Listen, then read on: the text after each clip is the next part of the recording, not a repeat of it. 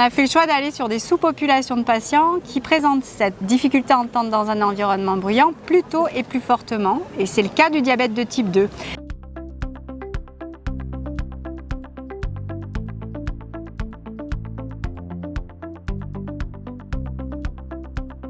Et coucou.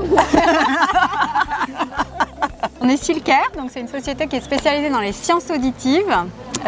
On travaille sur tout le développement de médicaments, thérapie génique, thérapie cellulaire pour adresser les problèmes qui sont liés à l'audition et également sur les outils de détection en fait, des différentes pertes et déficiences auditives. On a une plateforme d'innovation externe et on a aussi une plateforme thérapeutique et de données analytiques sur laquelle on développe nos deux molécules qui adressent la synaptopathie cochléaire qui est la difficulté à entendre dans le bruit. Ces médicaments y rentrent en clinique en 2025 et on a fait le choix d'aller sur des sous-populations de patients qui présentent cette difficulté à entendre dans un environnement bruyant plus tôt et plus fortement, et c'est le cas du diabète de type 2.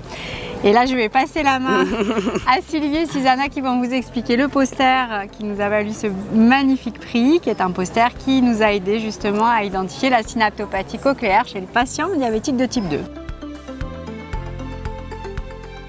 Comme l'a dit Célia, on a voulu connaître un peu plus le mécanisme d'action de la perte auditive liée au diabète de type 2. Et donc c'est pour ça qu'on a développé un modèle avec des souris DBDB, qui sont des souris qui induisent un diabète spontané. Au bout de 11 à 13 semaines, en fait, on observe une hyperglycémie, une augmentation de l'albumine, une augmentation de l'hémoglobine glyquée, donc ça montre bien que c'est un modèle de diabète.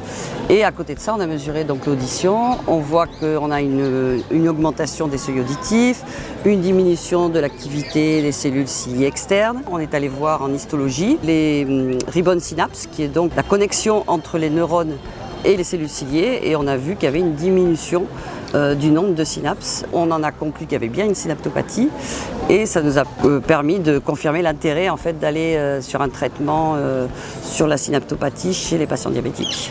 Bon, sur l'étude, oui, j'étais plutôt dans les parties opérationnelles, en fait, gestion de sous-traitance, donc avec des partenaires à Montpellier, et pour l'analyse des différents marqueurs sanguins.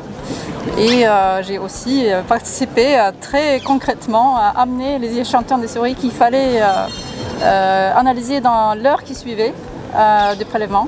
Il fallait les amener au site d'analyse. Donc c'est un travail d'équipe. Ah oui, et l'équipe est encore plus grande que ça. Merci déjà à l'équipe de Silcare pour tout ce travail.